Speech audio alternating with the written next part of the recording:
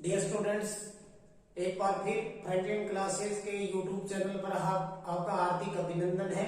आज का हमारा टॉपिक है पर्यावरण प्रदूषण।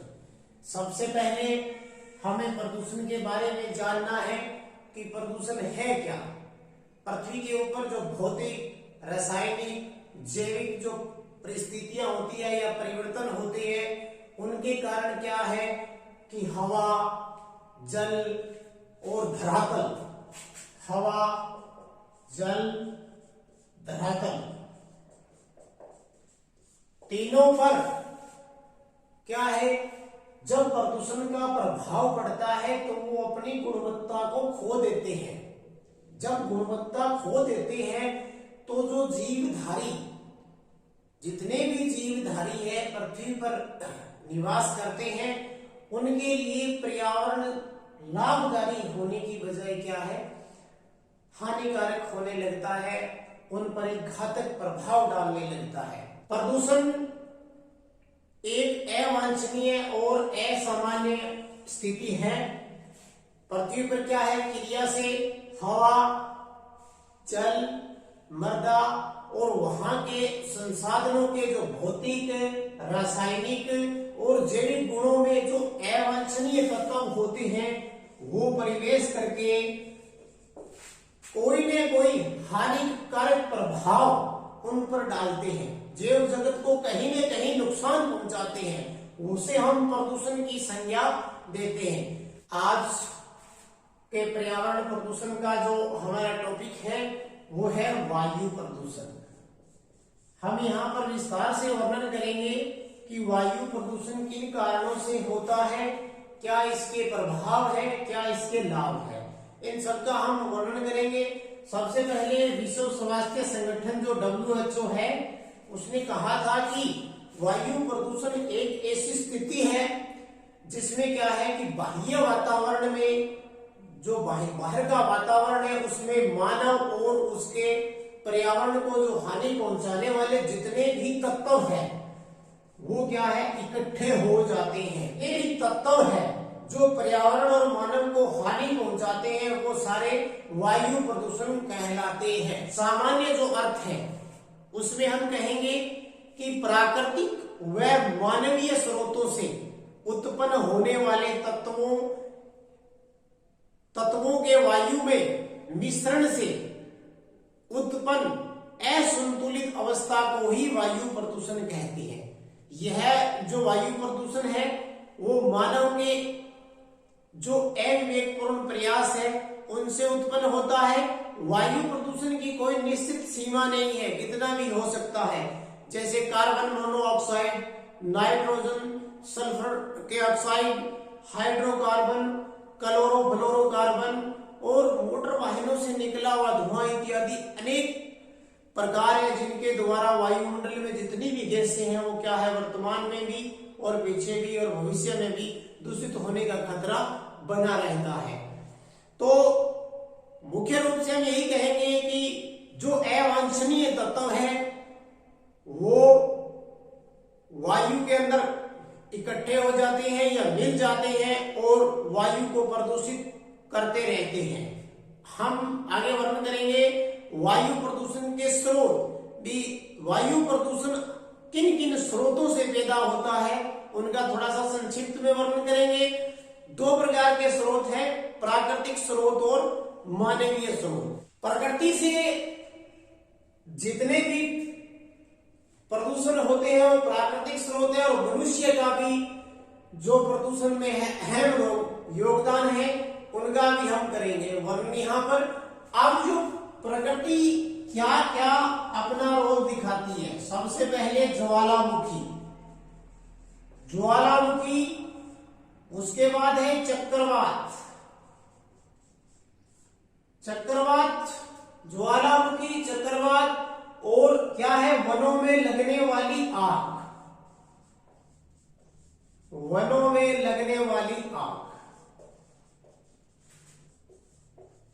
विभिन्न गैसें और उल्का राख। वायु प्रदूषण के स्रोतों का हम वर्णन यहां करने जा रहे हैं। मानव किस प्रकार वायु प्रदूषण फैलता है। वायु प्रदूषण दो प्रकार से फैलता है, प्राकृतिक और मानवीय। प्रकृति में प्रकृति के द्वारा प्रदत्त प्रदूषण कैसे फैलता है और मानव किस प्रकार प्रदूषण यहाँ पर फैलाता है। यदि हम प्राकृतिक स्रोत की बात करें तो सबसे पहले है ज्वालामुखी। जब ज्वालामुखी उद्गार होती है, पृथ्वी के आंतरिक हिस्से से ज्वालामुखी उद्गार होती है तो अपने साथ प्रदूषक जैसे धूलकण है, राख है, कार्बन डाइऑक्साइड है, हाइड्रोजन है और अन्य अनेक प्रकार की गैसों से क्या है वो वायु प्रदूषण करती है। प्राकृतिक जो स्रोत है उनमें ज्वालामुखी क्रिया ही एक ऐसी क्रिया है जो सबसे ज्यादा प्रदूषण फैला रही है। दूसरा है चक्रवात। चक्रवात के बारे में तेज हवाओं, जब तेज हवाएं चलती है या चक्रवाती तूफान से क्या होता है कि धरातलीय जो तत्वों का क्या है वायुमंडल में मिश्रण होता है। तेज हवाएं जो धरातल पर तत्व होते हैं वो क्या होते हैं कि सारे के सारे वायुमंडल में क्या हो जाते हैं, मिश्रित हो जाते हैं, जिससे क्या होता है वायु प्रदूषण होता है। तीसरा जो टॉपिक है वनों से लगने वाली आग। कई बार क्या होता है अनेक कारणों से वनों में आग लग जाती है। अब वो जब वनों में आग लगती है तो उस पर काबू पाया जाना आसान नहीं होता और यह क्या है सर्वाधिक जो शक्तिशाली और विस्तृत स्रोत है वायु प्रदूषण का। सबसे ज्यादा प्रदूषण होता है वनों से लगने वाली आग से, क्योंकि वनों में लगने वाली आग से धुएं और राख की मात्रा क्या हो जाती है, धुआं और राख अत्यधिक निकलता है जो सबसे ज्यादा वायु को प्रदूषित करते हैं। अब आगे है विभिन्न प्रकार की गैसें। अब विभिन्न प्रकार की गैसों में वायु में क्या है, वायु प्रदूषण किस प्रकार होता है। ग्रह और उपग्रह आपस में क्या है टकराते हैं, जो टकराने से क्या उत्पन्न होने वाली धूल। इसके अलावा पादपों में जब वाष्पोत्सर्जन होता है तो जलवाष्प और श्वसन द्वारा क्या होता है जो कार्बन डाइऑक्साइड है वो भी क्या है जैसे वायुमंडल को प्रदूषित करती रहती है। हमारा टॉपिक है उल्का राग। उल्का राग क्या है, अंतरिक्ष में जब उल्काओं की आपस में टक्कर के दौरान क्या है उनके जलने से जितनी उल्काएं हैं अंतरिक्ष में उनमें आपस में टकराव होता रहता है और उनके टकराव होने से क्या है कि उनमें जो जलन होता है या उनके जलने से अनेक प्रकार की जो राख पैदा होती है वो राख अंतरिक्ष में फैल जाती है, जिससे क्या है वायु प्रदूषण फैलता है। तो हम वर्णन कर रहे थे स्रोत का। तो प्राकृतिक स्रोत के अंदर हमारे मुख्य बिंदु है ज्वालामुखी, चक्रवात, वनों से लगने वाली आग, विभिन्न प्रकार की गैसें और उल्का राग। ये सारे वायु प्रदूषण को फैलाने में अपनी अहम भूमिका अदा करते हैं। प्राकृतिक स्रोतों के अध्ययन के बाद हम करेंगे मानवीय स्रोत जिनका क्या वायु प्रदूषण में योगदान है। तो उसमें परिवहन, घरेलू कार्यों में दहन, ताप बिजली घर, उद्योग धंधे, कृषि कार्य, खनन और दुर्घटनाएं और इसके अलावा अनेक अन्य कारक भी हैं जो वायु प्रदूषण को बढ़ावा देते हैं। हम यहाँ पर संक्षिप्त वर्णन कर रहे हैं। सबसे पहले है परिवहन। मानवीय स्रोतों में पहला जो टॉपिक है वो है परिवहन।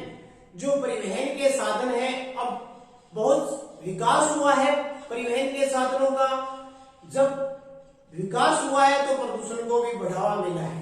अब इस परिवहन में सबसे ज्यादा जो योगदान है वो वायुयान का है, क्योंकि साधनों में कार, ट्रक, मोटरसाइकिल इन सब में क्या है ईंधनों का उपयोग किया जाता है और जब ईंधन जलता है तो धुआं निकलता है और जो धुआं निकलता है वो वायु प्रदूषण का सबसे बड़ा कारक है और जो मानव स्वास्थ्य के लिए बहुत ही हानिकारक है। इसके बाद सेकंड नंबर घरेलू कार्यों में दहन। यदि हम घरेलू कार्यों की बात करें तो हमारे घरेलू कार्यों के अंदर जो घरेलू कार्य है वो मानव की प्राथमिक आवश्यकता है। इसमें जैसे भोजन पकाना है, पानी गर्म करना है, ये मुख्य है, जिसमें हम कोयला, केरोसिन, पकाने वाली गैस का दहन करते हैं, जिससे क्या है कि ऊर्जा प्राप्त होती है। इसके अलावा जो पकाने वाली गैस है उससे हमें ऊर्जा प्राप्त होती है। इसके अलावा गोबर है, लकड़ी के गुटके हैं, वो भी जलाए जाते हैं घरों में, जिसके परिणाम स्वरूप क्या है, carbon monoxide, carbon monoxide, carbon dioxide, sulphur dioxide इत्यादि गैसें क्या निकलती है, जो और ऑक्सीजन गैस जो सांस लेने के लिए जरूरत है उसकी कमी हो जाती है, जिससे क्या है जो gases carbon dioxide, carbon monoxide, sulphur dioxide जो गैसें निकलती है वो वायु प्रदूषण करने का एक प्रमुख कारण है। हमारे देश में क्या है, परंपरागत रूप से पुराने टाइम से ईंधन जैसे लकड़ी है, गोबर है, करसी है और जो कचरा है उसका प्रयोग क्या है, जो पश्चिमी देश है उनकी अपेक्षा अधिक किया जाता है, और इनसे जो निकलने वाले प्रदूषक तत्व है वो अन्य तत्वों की जो तुलना है, जो अन्य तत्व है उनकी तुलना में अत्यधिक जहरीले हैं।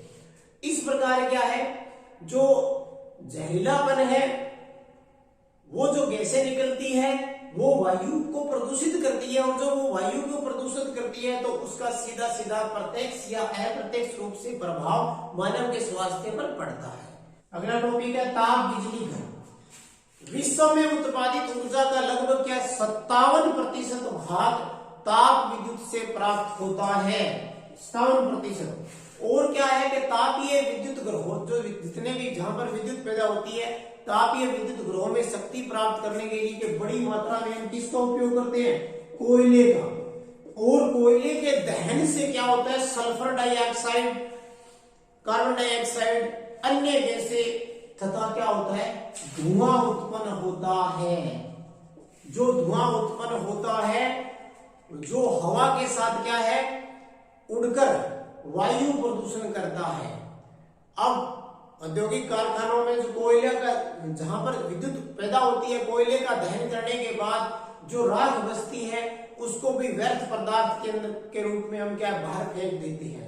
भारत में जो कुल 16 ताप विद्युत संयंत्रों में प्रतिदिन क्या है 8.5 million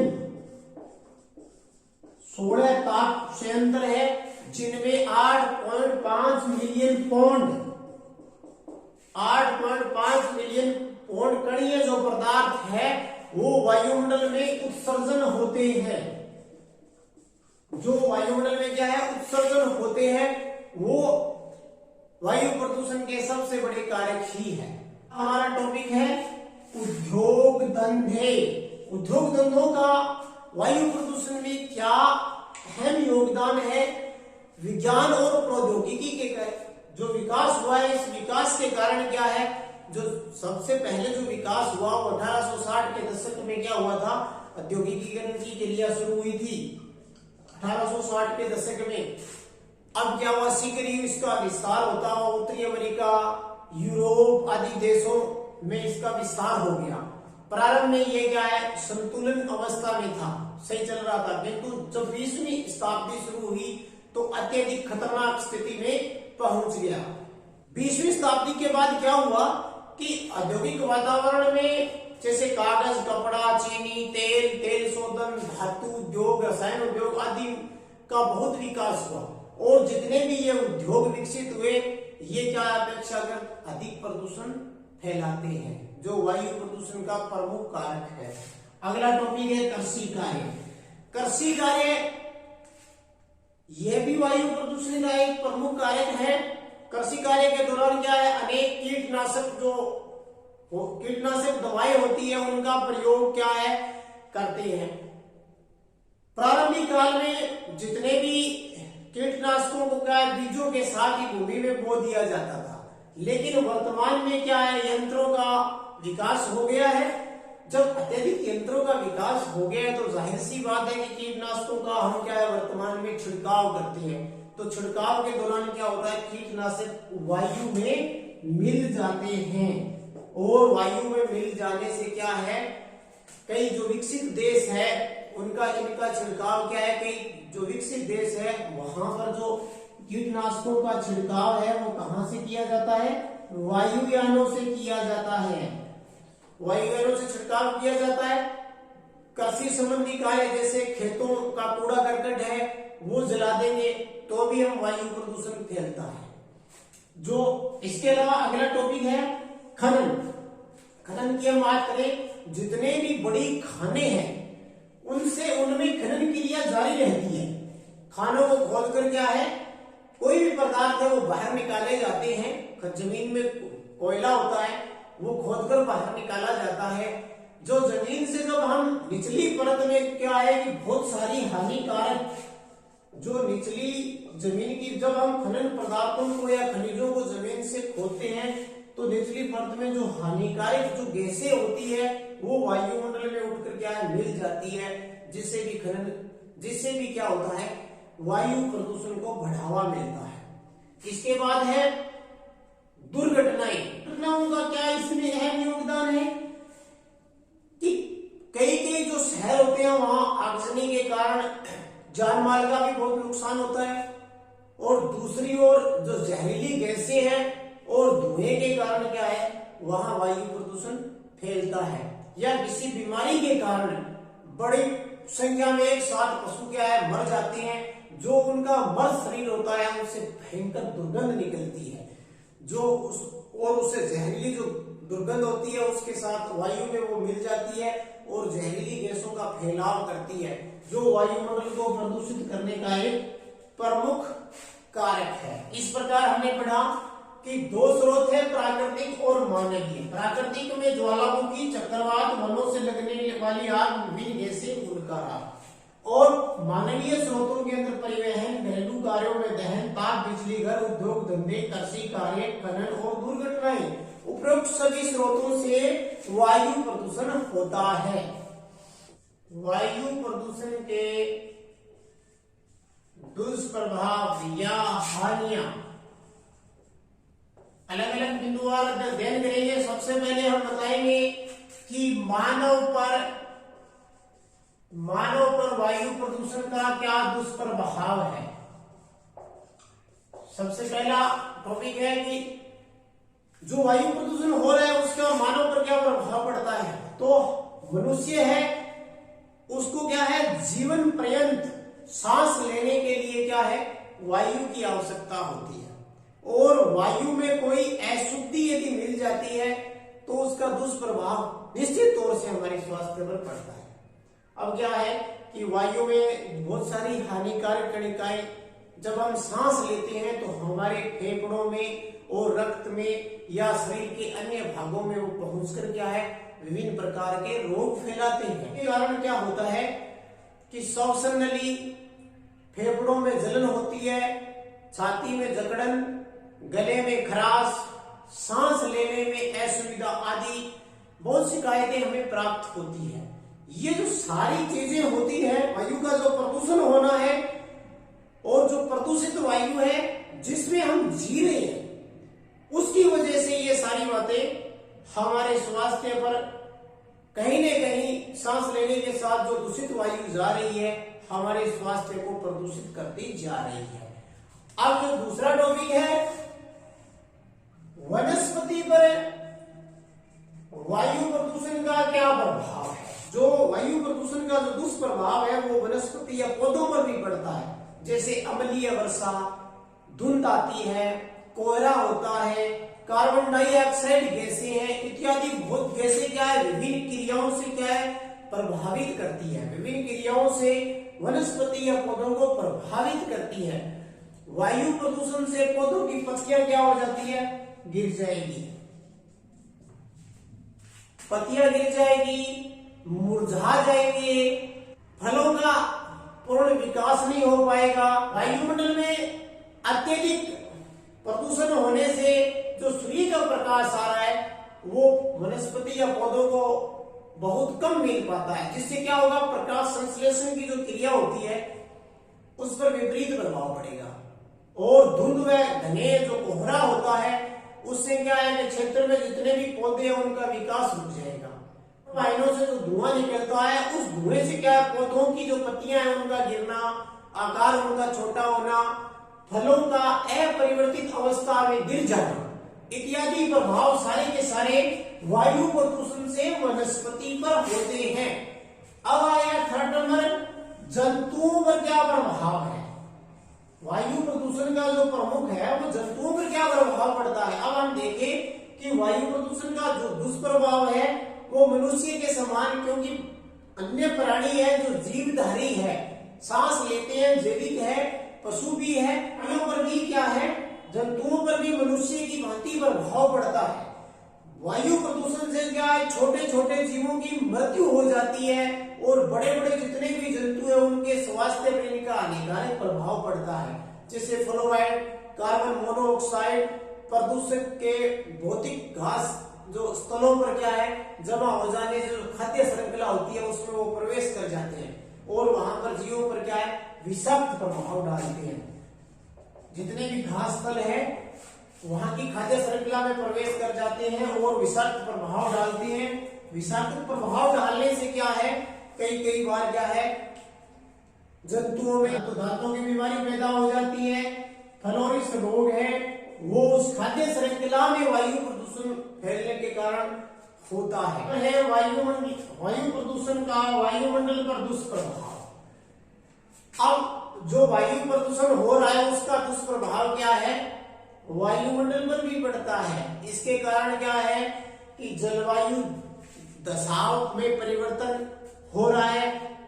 carbon dioxide, nitrogen oxide इत्यादि जो गैसें हैं, ग्रीन हाउस प्रभाव जो पैदा करने वाली गैसों में क्या है, वृद्धि के कारण भूमंडल के तापमान में निरंतर बढ़ोतरी हो रही है। जितने भी हिमखंड है वो पिघल जाते हैं क्योंकि तापमान बढ़ गया।